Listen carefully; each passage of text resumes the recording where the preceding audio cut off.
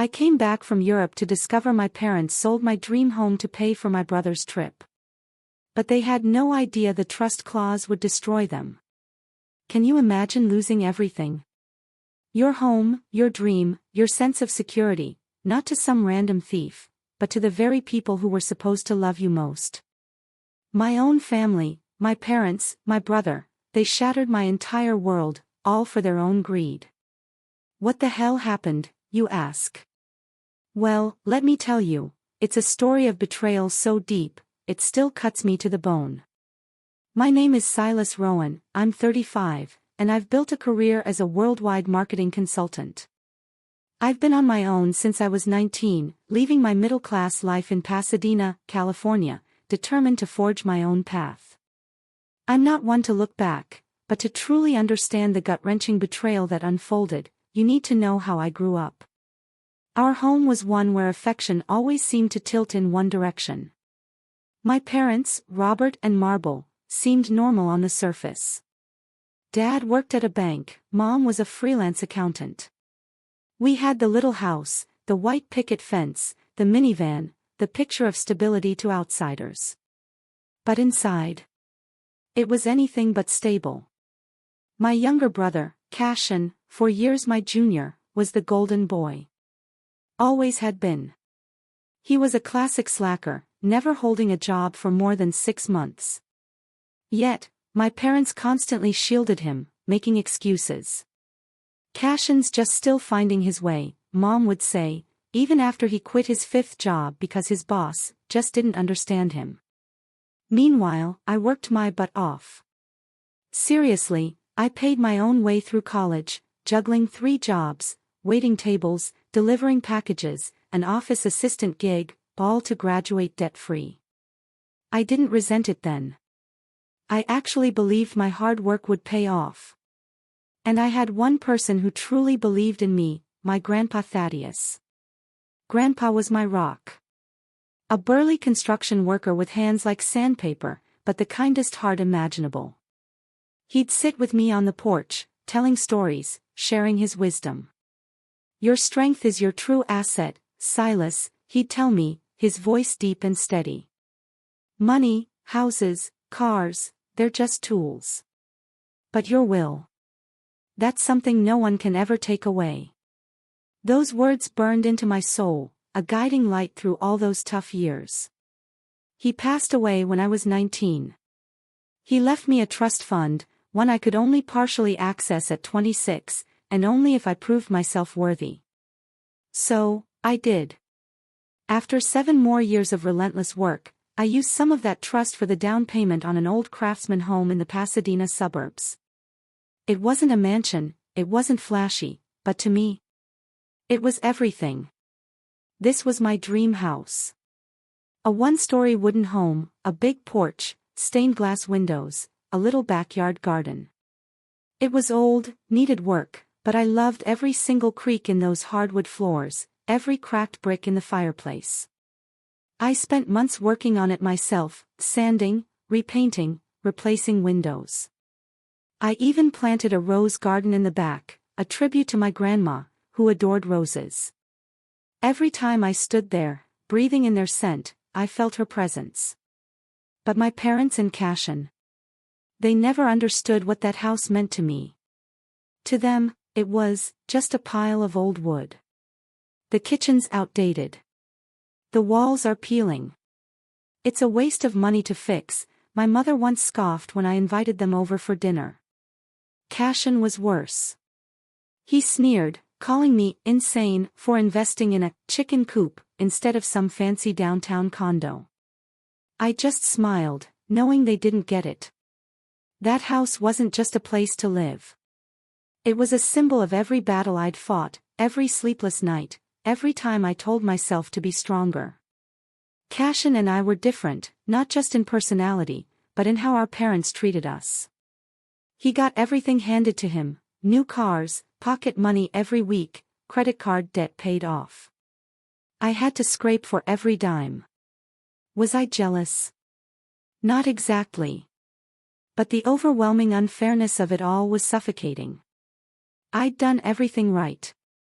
Studied, worked, stood on my own 2 feet.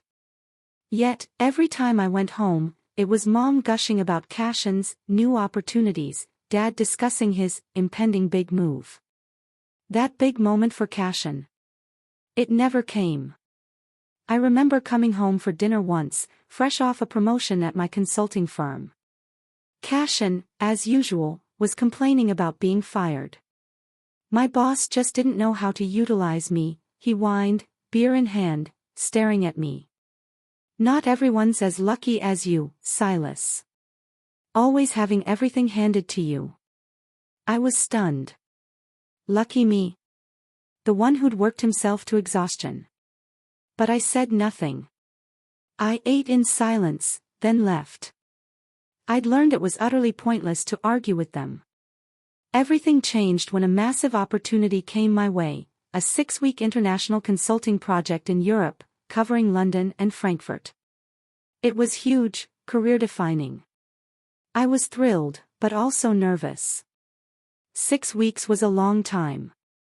I couldn't leave my house vacant. So, I asked my parents to watch over it. Just stop by, check the locks, water the rose garden. Simple, right?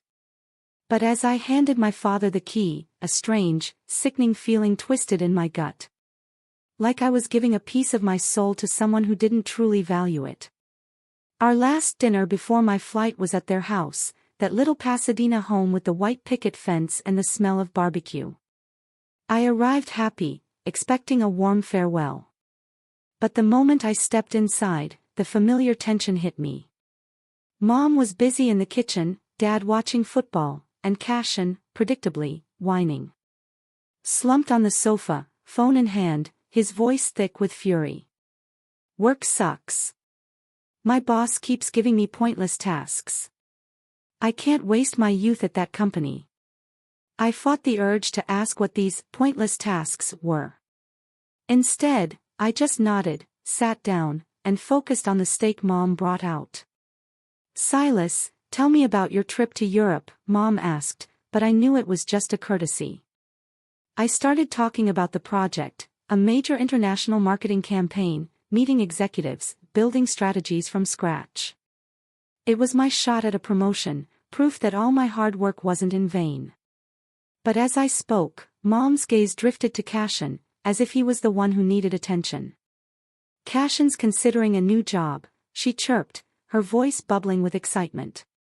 A tech startup. They say it's very promising. I stopped mid-sentence, the food suddenly tasteless. Cash-in, who'd never worked for more than 6 months, now had a great prospect. I looked at him, hoping to see some enthusiasm, but he just shrugged, eyes glued to his phone.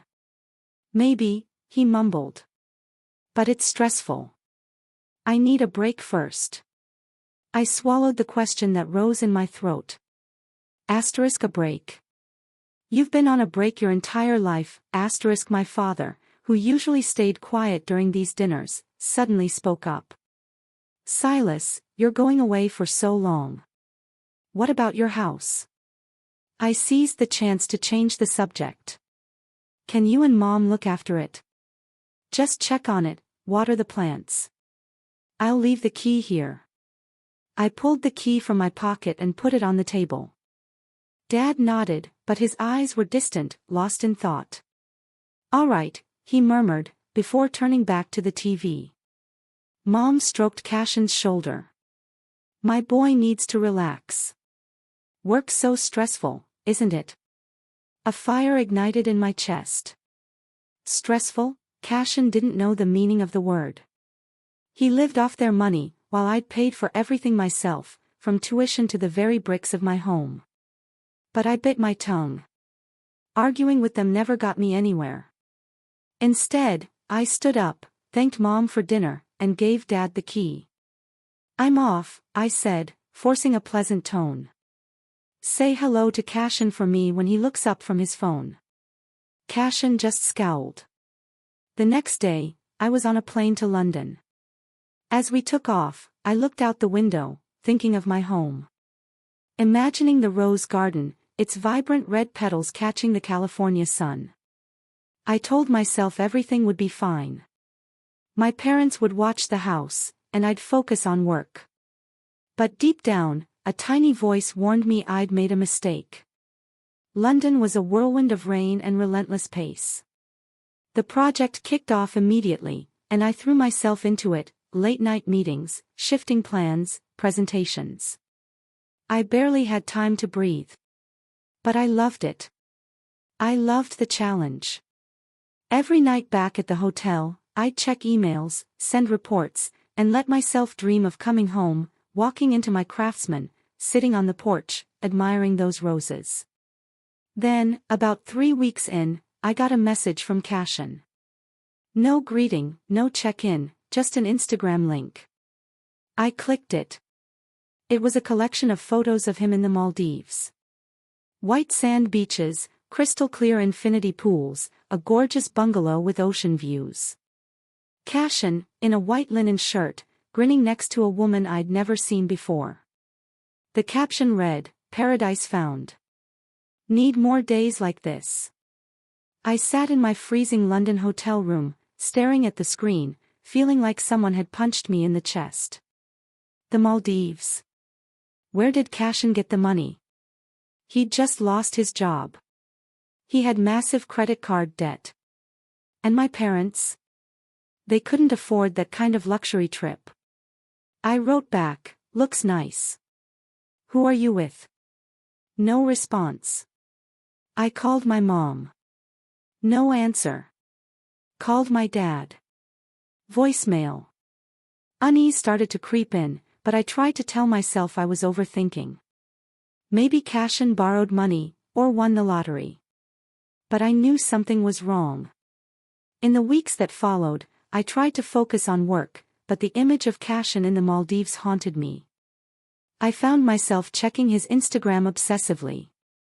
Each post was a fresh stab, a gourmet seafood meal, fancy cocktails, him on a yacht with that smug look.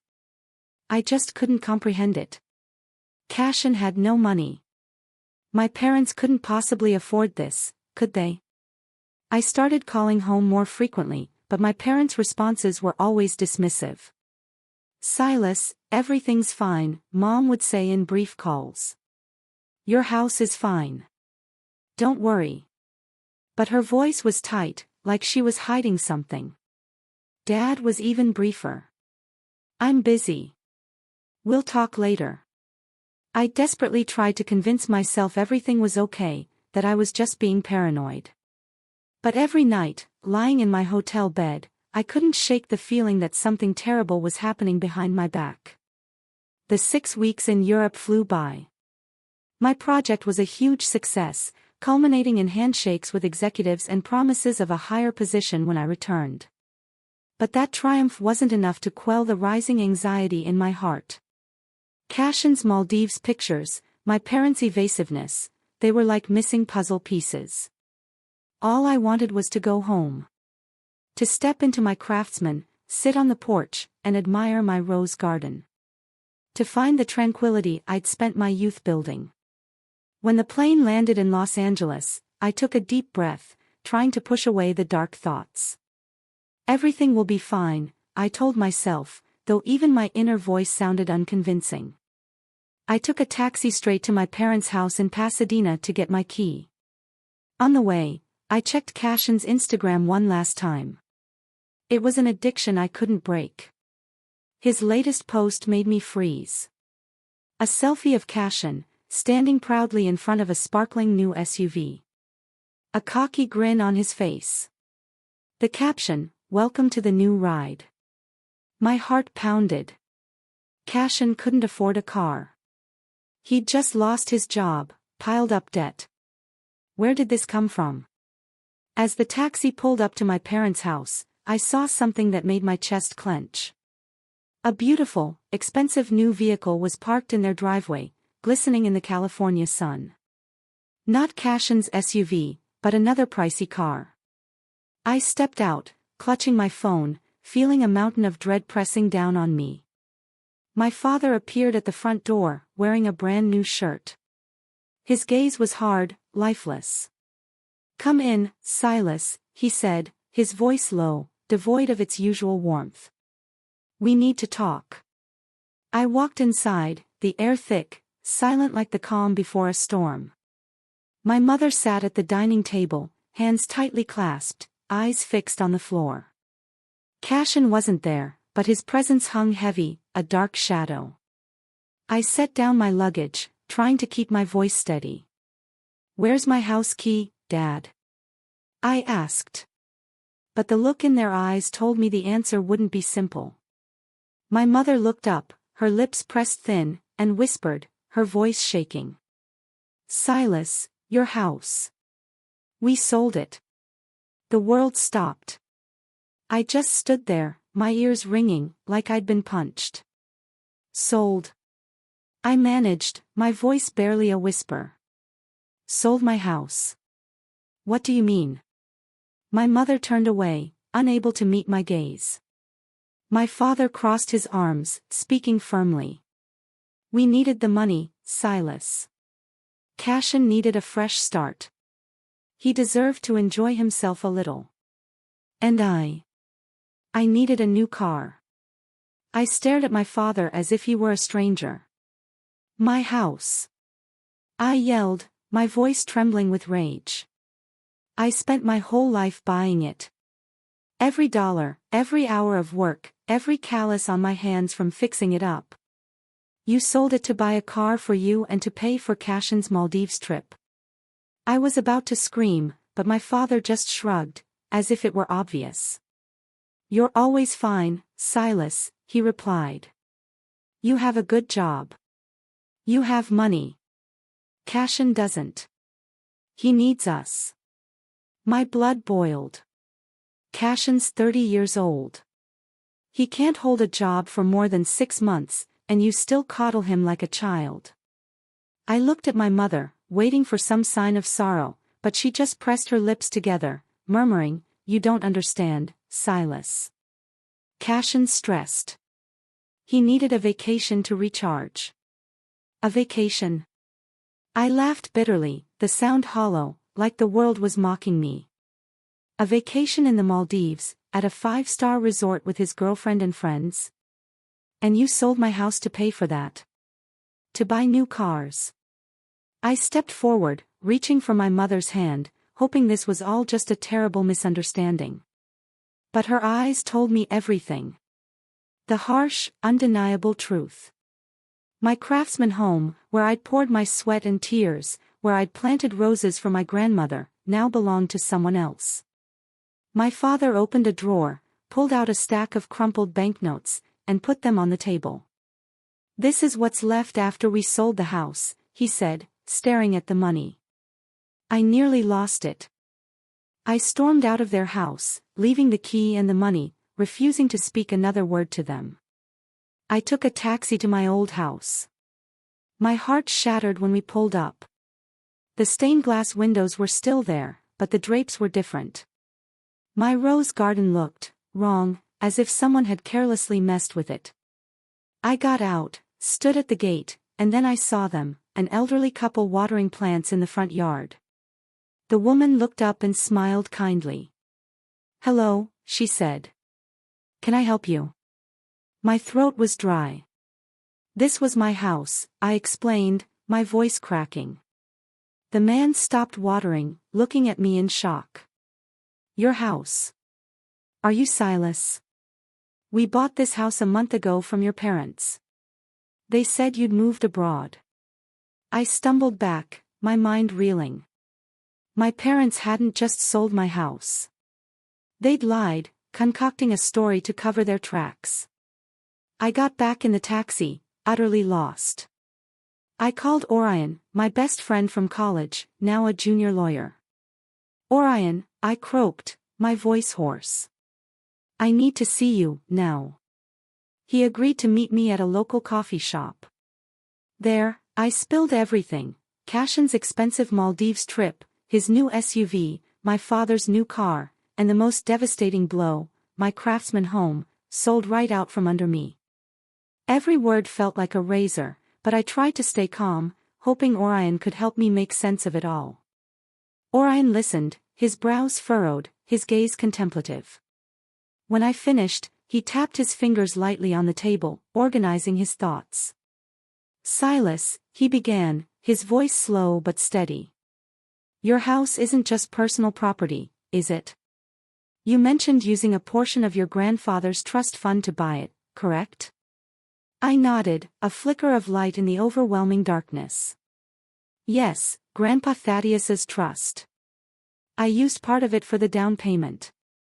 But it was still subject to the trust, and I was the primary trustee until I turned 35. If your parents sold the house without your consent, that could be illegal, Orion said, his eyes brightening. But I'm not sure about the specific terms of the trust. You need to meet with the lawyer handling it. Mr. Lysander, right? He's experienced, known for being fair. I'm confident he can help you seek justice. But you'll need to gather evidence. Documents, contracts, anything that proves they did this behind your back. I sat there, my heart thumping. Orion's words were a lifeline in the storm. I vaguely remembered talking with Grandpa about the trust, how he wanted to protect its assets for future generations. I thought he'd included a protective provision, something about anyone who purposefully stole trust assets losing their inheritance. Do you think I have a chance? I asked, my voice shaking. Orion put a hand on my shoulder, his gaze unwavering. Find Mr. Lysander. Gather the evidence. I'm certain you have a strong case here. I left the coffee shop, my mind racing, but with a tiny glimmer of hope. I hadn't just lost my home. I'd lost my sense of security, my trust in my family. But if Orion was right, if I could prove my parents and Cashin had gone too far, I might be able to reclaim what was mine. The image of my rose garden came to mind, but it was obscured by my father's cold expression, my mother's evasive gaze, and Cashin's smug smirk on Instagram. I clenched my fists, a burning determination now replacing my despair. They thought they could take everything from me and walk away unscathed. They were wrong. I would unearth the truth. And I would make them pay. I immediately called Mr. Lysander, the lawyer managing Grandpa Thaddeus's trust. I'd only met him a few times, the last being when I was 25, when he outlined the trust's basic conditions and let me access funds for my craftsman home. His voice on the phone was as deep and calm as I remembered, but there was a flicker of worry when I told him I needed to see him immediately. Silas, are you okay? He asked. No, I answered, my voice husky. I need your help. Something big has happened. We agreed to meet at his office in downtown Pasadena, a small building with polished oak panels and the scent of old paper. When I walked in, Mr. Lysander rose from behind his desk, his white hair and round glasses like something out of a classic novel. He shook my hand, his gaze both piercing and warm. Sit down, Silas, he urged, motioning to the leather chair opposite him. Tell me what's going on. I took a deep breath, fighting back the emotions threatening to overwhelm me. I told him everything, my 6-week trip, Cashin's Maldives pictures, my father's new car, and the most shocking news, my parents had sold my craftsman house without my consent. They said they needed the money for Cashin, for his fresh start, I continued, my voice quivering with rage. But that was my house, Mr. Lysander. I used money from my grandfather's trust to buy it. How could they sell it without my permission? Mr. Lysander listened, hand resting on his chin, his eyes never leaving mine. When I finished, he sat in silence for a moment, then stood and walked to a filing cabinet in the corner. He pulled out a large folder, dark brown leather, with Thaddeus Rowan Trust elegantly engraved on the cover. Silas, he whispered, his voice low but heavy. That house isn't just your personal property. It belongs to the trust, and you are the sole trustee until you turn 35. If your parents sold it without your permission, that's a serious matter. My heart raced. A ray of light seemed to pierce the darkness. How serious, Mr. Lysander? I asked, my voice barely audible. He opened the folder, flipped through a few pages, then pointed to a highlighted paragraph. "Let me explain the trust clearly," he said. "When you turn 35, the trust's assets will be distributed as follows. Your parents, Robert and Marble Rowan, each receive $550,000. Your brother, Cashin Rowan, also receives $550,000. And you, Silas, receive $1.1 million. You had full access to your $1.1 million before you turned 35, as you did when you used part of it to buy the house. But your parents and brother can only receive their shares when you turn 35, and only if they comply with the trust's terms." I nodded, trying to process the information. "And if they don't comply?" I asked, realizing the answer could change everything. Mr. Lysander looked me straight in the eyes, his gaze as sharp as a sword. "There's a very clear clause in the trust, Silas. Any beneficiary who forges, misappropriates, or sells trust assets without the trustee's consent, that's you, will immediately forfeit their inheritance. Not only do they lose their share, but they could also face legal consequences depending on the specifics of their actions." I sat there, stunned, as if the ground beneath me had vanished. "They forfeit their inheritance, my parents, $550,000 each. Cashin, $550,000. Everything they stood to gain could vanish because of what they had done." I remembered Grandpa's words, "Your strength is your greatest asset." Was this his way of protecting me, of preserving what I had built? "So, you're saying if I can prove they forged or misappropriated the house, they lose everything?" I asked. My voice trembling, not from fear, but from a strange mix of anguish and vindication. Mr. Lysander nodded. "Exactly. But we need evidence, Silas. Documents, contracts, signatures, anything that proves they acted behind your back. If they forged your signature or used illegal means to sell the house, we could not only recover the property but also activate the forfeiture clause." He paused, looking at me sympathetically. "But you need to prepare yourself. This isn't just a legal matter. This is your family." Family? The word pierced my heart. My parents, who had raised me, had betrayed me.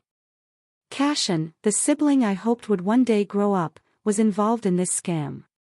My eyes ached, but I refused to cry. "I understand, Mr. Lysander," I answered, my voice more stable than I expected. "What do I need to do next?" Mr. Lysander placed his hand on my shoulder, just like my grandfather used to. "You need to gather evidence," he replied. "Find out how they sold the house, who bought it, where the paperwork was signed. If there's any sign of forgery, signatures, notarizations, anything, we'll have grounds to act. I'll support you every step of the way, from filing a lawsuit to enforcing the trust's clauses. But you have to be strong, Silas. This won't be easy." "It won't be easy," I nodded. A surge of determination, unlike anything I'd ever felt before, coursed through me. I remembered my craftsman house, the rose garden I'd planted for Grandma, the nights I'd spent building my life. They had seized everything, but I would not let them win. "I'll find the evidence," I replied, my voice steely. "And I'll take back what's mine." As I left Mr. Lysander's office, I felt like I was walking into a battle. The Pasadena sun still shone brightly, but there was a storm brewing inside me. I pulled out my phone and texted Orion, "You were right. The trust has a protection provision. I'll need your help."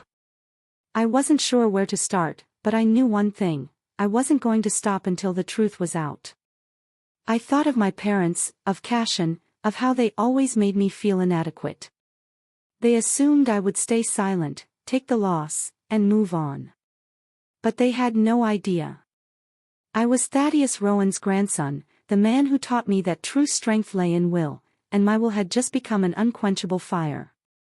I decided to start at the most painful place, my craftsman home. I needed to see Isolde and Dorian, the elderly couple, again. I needed to dig deeper into that transaction. When I'd first seen them, I only knew my parents had sold it using a fake signature. But I wanted more information. Who met with them? What was the paperwork? Were there any other clues? On the way, I clenched my fists, fighting the crushing weight on my chest. The Craftsman house loomed, with its familiar stained glass windows and the rose garden, now trimmed unevenly, like an unhealed wound. I knocked, my pulse racing. Isolde opened the door, her eyes recognizing me instantly, her welcoming smile now tinged with concern. "Silas, you're back," she murmured, her voice quiet, strained, as if she knew I wasn't there for a friendly visit. "Come in." I walked into the living room, where Dorian sat with a newspaper. His eyes, too, were apprehensive. "Mr. Silas," he murmured, putting down the paper. "What's new? Last time you mentioned something about the house. We're still not sure what's going on." I took a deep breath, trying to keep my voice steady, but unable to hide my resolve. "Isolde, Dorian, I'm so sorry to bother you again, but I need to know more about the sale. I believe my parents forged documents to sell this house. I need evidence to take back what's mine." Isolde and Dorian exchanged glances. Then, she stood up and took a stack of papers from a drawer. "Silas," she replied quietly, "we don't want to get into any trouble. Your parents and your brother, said you were moving abroad and needed to sell quickly. They brought a deed of transfer with your signature and notarized documents. We paid in cash, and everything was finalized in a few days." I clutched the papers, my heart pounding. The sale contract was in my father's name, Robert Rowan. And the document of transfer. It supposedly had my signature. But it wasn't mine. It was close, but the strokes were wobbly, inconsistent, like someone had tried to copy it. "This isn't my signature," I explained, my voice catching. Dorian frowned. "They also provided a notarized document," he said, confirming everything was legal. We had no reason to suspect otherwise. I asked for permission to photograph the documents, feeling like I'd found the first piece of the puzzle. Isolde stared at me, her eyes filled with concern. "If you're telling the truth, we're victims, too," she said. "We paid for this house, moved in. If something's wrong, we need to know." I nodded, promising to keep them updated. I left the house with a strange mix of relief and simmering rage. My parents had forged my signature. But I needed more proof to tie everything together. When I returned to the temporary rental I'd found, I called Orion again. He agreed to help me analyze the documents and suggested I look for comparable paperwork at my parents' house. "If they took original documents from your house, they might still have them," he added. The idea of going back there made me shudder, but I knew I had no choice. I needed to confront them, not with words, but with a silent search. One morning, knowing my parents would be out food shopping, I went to their house. I slipped inside and quietly unlocked their file cabinet. Inside, there were stacks of documents, bills, contracts, insurance papers. My pulse raced when I found a folder labeled Silas's Residence. I opened it and found exactly what I was looking for: copies of the deed of transfer, notarized documents, and handwritten notes. I recognized my mother's handwriting, numbers, dates, and a message that read, "All cash offer, quick and clean." The notarized paper, however, chilled me. The notary was listed as John H. Thompson, but his signature was sloppy, unprofessional. I photographed everything, carefully returned it, and left before my parents returned. I had almost enough evidence, but I wanted to know Cashin's exact role. He wasn't just the recipient of the sale earnings. He might have been part of the plot. I went back to Cashin's Instagram, scouring his Maldives photos. In one, he was with an unfamiliar individual in front of a real estate business. I zoomed in, recognizing the logo of a local firm. This was it.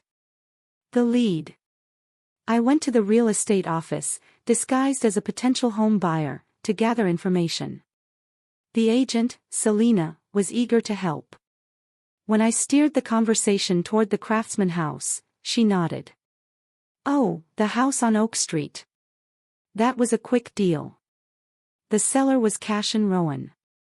He said his brother was moving abroad and needed to sell fast. We found a cash buyer right away." I kept a calm expression, even as rage boiled inside me. "Cashin handled everything himself?" I asked. Selena nodded. "He brought all the paperwork, including his brother's signature and notarized documents. We had no reason to doubt it." I left the office, my thoughts reeling. Cashin wasn't just aware of the sale, he was the one who did it. My father falsified the notarization. My mother falsified my signature. Cashin handled the transaction. They had worked together, a perfect storm, to take everything from me. But they made one crucial error. They had no idea the house was tied to a trust. And I had Mr. Lysander on my side. I called Mr. Lysander again and sent him all the proof, the deed with the fraudulent signature, the suspicious notarized document, and the real estate agency's confirmation of Cashin's involvement. He studied it on the phone, his voice calm but resolute. "Silas, this is strong evidence. A forged signature and notarization are serious legal violations. We can file a lawsuit to reclaim the house, and the forfeiture clause will be activated. But you need to be certain about this. Once we proceed, your family will never be the same." I fell silent, thinking of my parents, Cashin, and the family dinners that were now only fractured memories. "They destroyed our family first, Mr. Lysander," I told him. "I'm just taking back what's mine." He agreed, promising to prepare the necessary documentation. "Be calm, Silas," he advised. "We'll do this the right way." When I hung up, I stood in front of my hotel room mirror, looking at myself. I was no longer the Silas of 6 weeks ago, the one who believed his family would never betray him. I was someone new, forged by suffering and driven by purpose. I remembered my granddad, my rose garden, my Craftsman house. I would take it all back. Not just for me, but for the vow I'd made to him. The true source of strength is willpower. After speaking with Mr. Lysander, I believed I had enough evidence, the deed with a forged signature, the phony notarized paperwork, and the real estate agency's confirmation of Cashin's direct involvement. But simply filing a lawsuit wasn't enough. I wanted my parents and Cashin to face the truth in front of the entire family. Every aunt, uncle, cousin, everyone who had watched me grow up, everyone who had heard my parents brag about their golden child, Cashin. I wanted them to see the repercussions of their actions, not through a cold legal letter, but in person, in an unavoidable moment. I contacted Aunt Callista, my mother's older sister. She was always honest, always upfront. The only family member who had ever genuinely complimented my efforts, telling me my grandfather would be proud. "Aunt Callista," I said over the phone, keeping my emotions in check. "I want to organize a family gathering. Invite everyone. Aunts, uncles, cousins." She paused, recognizing the seriousness in my voice. "Silas, is something wrong?" she inquired. "I just need everyone there," I said. "I'll explain later." I picked a weekend and borrowed Aunt Callista's home for the event. I told her it was a family update after my business trip. I didn't go into detail, but I did tell my mother that I wanted to make peace after our recent conflicts. My mother, either out of guilt or confidence that I had accepted the loss of my home, consented quickly. "That's good, Silas," she murmured, relieved. "The family needs to come together. Cashin will be happy to see his big brother." I clenched my jaw, concealing my rage. They had no idea this gathering wasn't for reconciliation. It was for the truth. I called Mr. Lysander and invited him to attend as a family friend. He agreed, bringing the trust documents and all the evidence I'd gathered. Are you sure you want to do this in front of the whole family, Silas? He asked, his voice low, but anxious. This will be a big shock. I nodded into the phone. They chose this path, Mr. Lysander. I'm just helping them see where it leads. On the day of the party, I arrived at Aunt Callista's house early to help with setup. She looked at me, her eyes filled with concern. Silas, are you okay? You seem different. I gave her a grim smile and rubbed her shoulder. I'm fine, Aunt Callista. Today is an important day. Family members began arriving, Uncle Lucian, cousins, a few close family friends. Everyone was laughing, hugging, as if it were a regular get-together. But my heart was pounding like a warrior preparing for battle. My parents arrived. My father, in his new clothes. My mother, in a light blue dress, her smile forced but confident. Cashin arrived late, strolling in with his typical arrogant air, wearing a white linen shirt, just like the one in his Maldives photos. He patted my shoulder, loudly saying, "Big bro, you're back. How was Europe? Don't be mad about the house thing. Life's too long for that." I looked into his eyes and saw nothing but arrogance, completely devoid of regret. I just nodded, a slight smile on my face. Yeah, Cashin, life's long.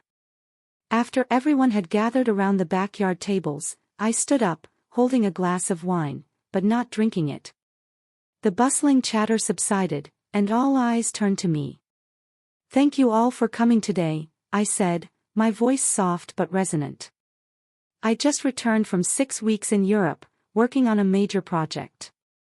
But today, I don't want to talk about work. I want to talk about family. About truth, trust, and what we do to each other. My mother stared at me, worry in her eyes. My father crossed his arms and frowned. Cashin smirked, probably expecting an apology or reconciliation. I put down the wine glass and pulled out a stack of papers from my bag, copies of the deed, the falsified notarized document, and pictures from the real estate firm. When I went on my trip, I asked my parents to look after my craftsman house, I said, my voice slow and chilling. The house I bought with my sweat, my tears, and part of the funds from Grandpa Thaddeus's trust. But when I returned, I found out my parents sold it without asking me. Murmurs rose from the table. Aunt Callista covered her mouth, her eyes wide. Some cousins exchanged confused looks. My mother rose, her voice trembling. Silas, what are you doing? This isn't the place for this. I lifted my hand, motioning for her to sit. No, Mom. This is exactly the place. Everyone needs to know the truth. I held up the documents. This is the deed of transfer for the house. It has my signature, but I didn't sign it. This is a notarized document, supposedly signed by someone named John H. Thompson, but the signature is fake. And this, I pulled out my phone, showing the photo of Cashin in front of the real estate office, is proof that Cashin facilitated the sale, lying that I was moving abroad for work. The air became heavy. Cashin's face turned pale, and he forced a laugh. What? What are you making up, Silas?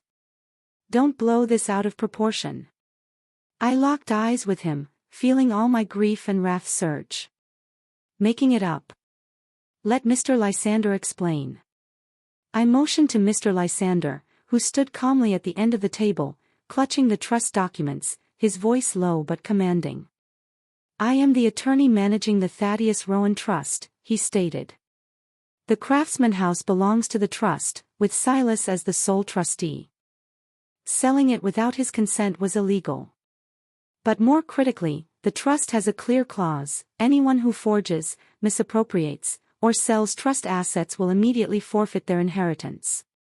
Gasps resonated across the table. My mother covered her face.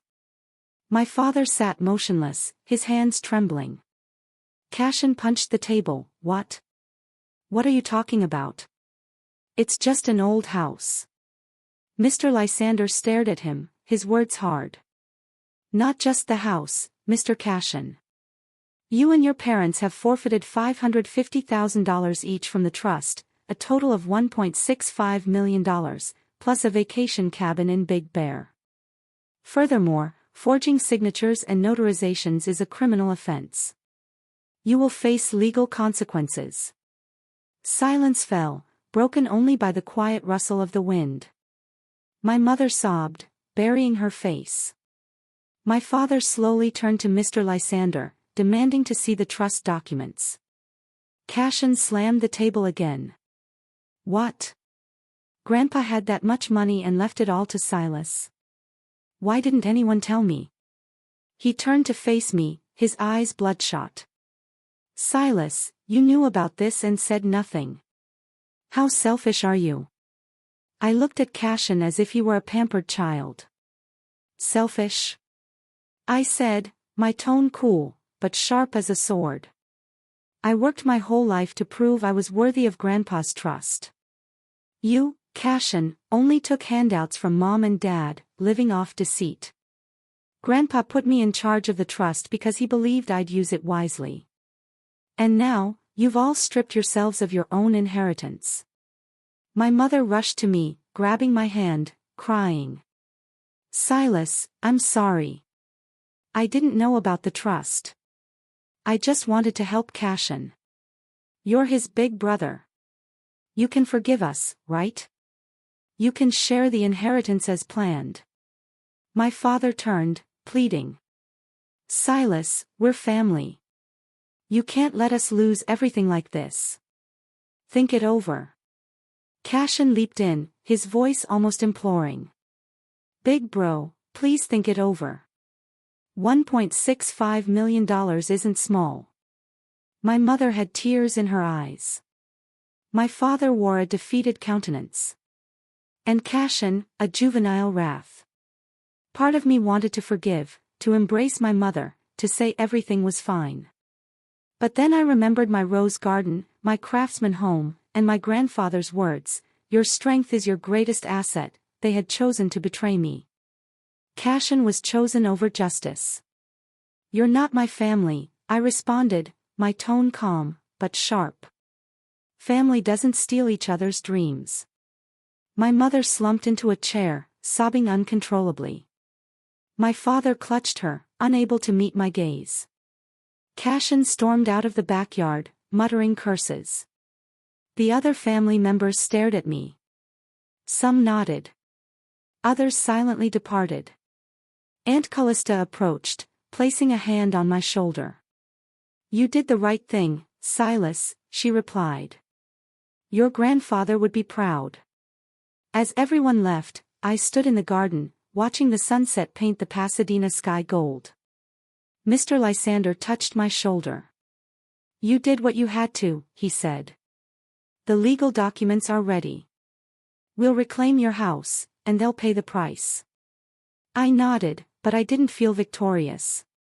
There was only emptiness where my affection for my family once existed. In the days after that family gathering, I felt caught in a whirlwind. Mr. Lysander and his legal team acted quickly, filing a complaint in Pasadena court. Serious claims, faked signatures, false notarization, misuse of trust assets. I spent hours in his office, poring over every document, every piece of evidence. From the fake deed of transfer to my mother's handwritten notes, the phony notarized paperwork to the real estate agency's confirmation of Cashin's involvement. Each piece was a knife, reminding me of the betrayal, while also representing a step toward justice. The police acted swiftly. One morning, Mr. Lysander called me. Silas, they've opened a criminal investigation. Your parents and Cashin have been summoned for questioning. I sat in my hotel room chair, my hands trembling as I held the phone. My mind filled with images of my mother sobbing at the gathering, my father with his head down, Cashin storming off. I didn't want them to go to jail, but I couldn't let them avoid the consequences. What will they be charged with? I asked, my voice barely audible. Mr. Lysander responded, his tone steady but clear. Your parents face charges of forgery and fraud. Cashin is being charged with complicity and profiting from criminal proceeds. We have solid evidence, Silas. I nodded, though he couldn't see me. What about my house? I asked. Mr. Lysander reassured me.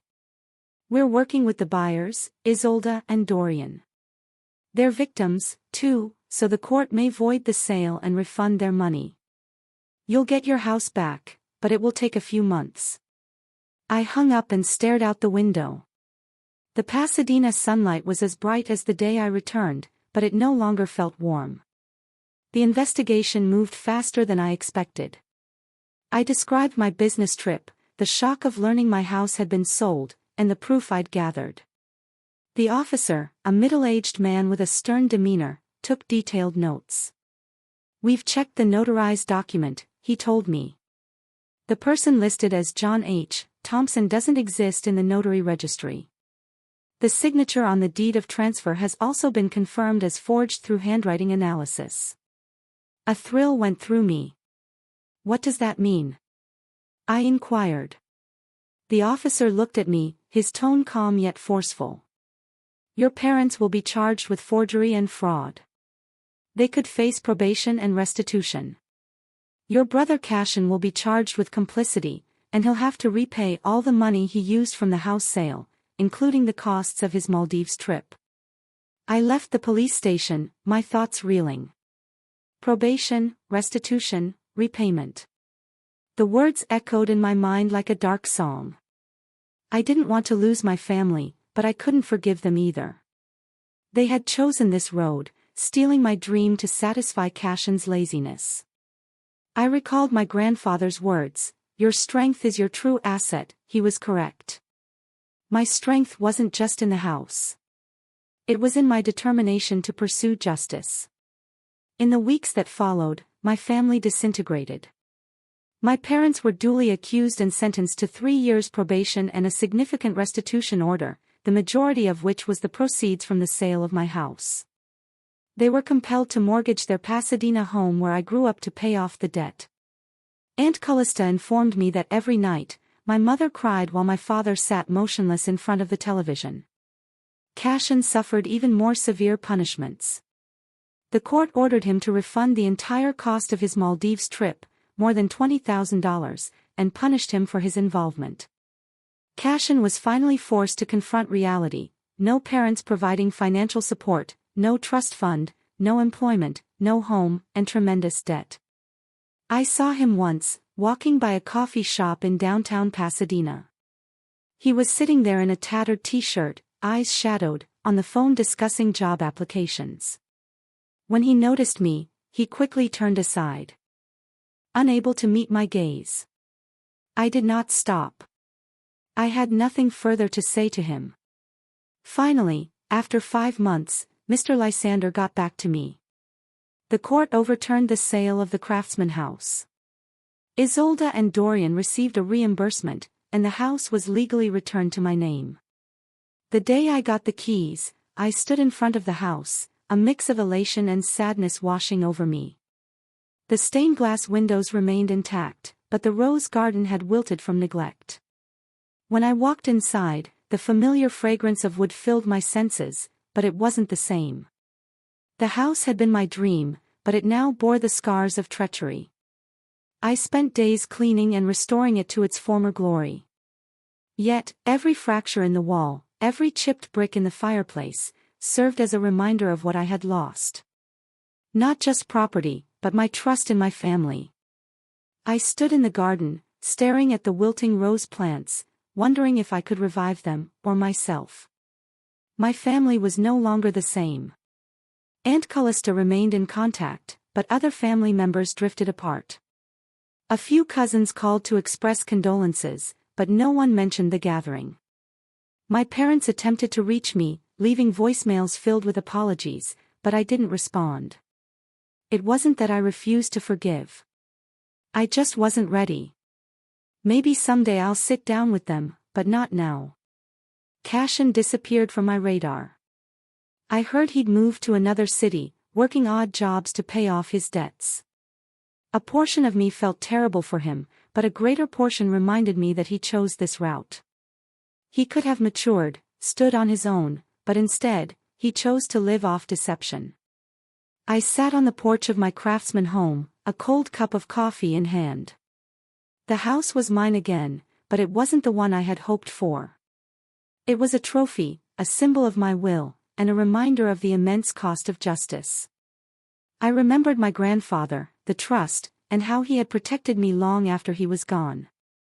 I wondered if he had realized that one day I'd need the strength he'd given me.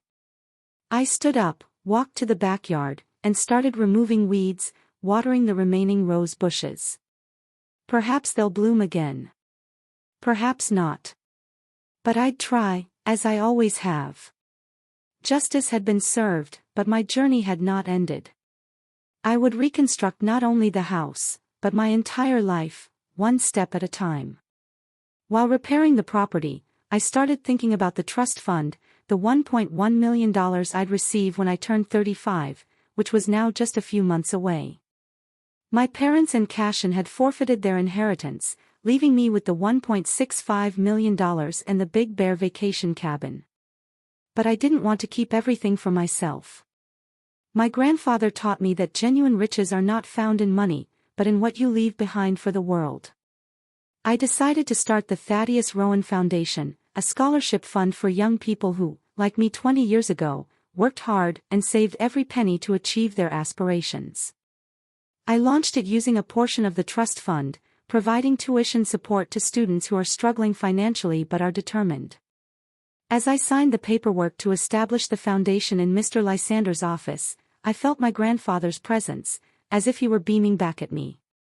"Well done, Silas," I imagined him saying. "This demonstrates true strength." The scholarship fund soon attracted attention. A few Pasadena publications wrote about me as the man who converted anguish into optimism. I didn't enjoy being in the spotlight, but when I received thank you letters from students, I felt a deep sense of pride. One girl wrote, "Thank you, Silas. Because of your scholarship, I can continue my education and become a doctor." Reading those lines, I realized that my craftsman home, my rose garden, and even my scars had meaning. My family became a distant memory. I heard they relocated to a small apartment on the outskirts, living quietly, trying to avoid any further family conflict. My mother once sent me a handwritten letter, her handwriting unsteady and full of regret. "Silas, I apologize. I merely wanted to help Cashin, but I was mistaken. If you can forgive me, I'll do anything." I read the letter, then left it on the table for several days without responding. It wasn't that I refused to forgive. I just didn't know how to repair what had been damaged.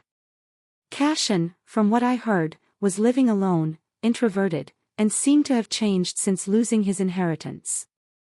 I wasn't sure if he was truly sorry, but I hoped for his sake that one day he'd find his way. One afternoon, I sat on the porch of my craftsman home, a hot cup of coffee in hand, looking out at the rose garden, which was now blooming vibrantly again. The red petals gleamed in the sunlight, a beautiful reminder that life can be restored even after the most severe wounds. This house, which had previously represented my ambition, was now a sign of perseverance. I had lost my family, but I had discovered the strength that my grandfather had always said I possessed. I reminisced on my journey, from the shock of learning my house had been sold, to the silent days of research, and then confronting my parents and Cashin in front of the family. Faking signatures to steal property isn't just some rare thing you hear about. The most terrible part is that it can come from those closest to you. But my story shows that justice and truth, eventually, will always prevail. My parents and Cashin paid a price, not only in cash, but also in honor and trust. I wasn't happy about it, but I didn't regret standing up for myself. I stood up, went inside, and placed an antique framed portrait of my grandfather on the hearth. In the photograph, he was smiling, his eyes bright, as if he knew I would succeed. "Thank you, Grandpa," I whispered. Then I went back to the garden, picked up the watering can, and began tending to the other rose bushes. My life, like this garden, would continue to bloom. So, I've shared my story with you. It's been a long, painful journey, but I truly believe I did what was right. What about you? What would you have done in my place? Have you ever faced such a deep betrayal from someone you loved? Tell me what you think in the comments below. I really want to know.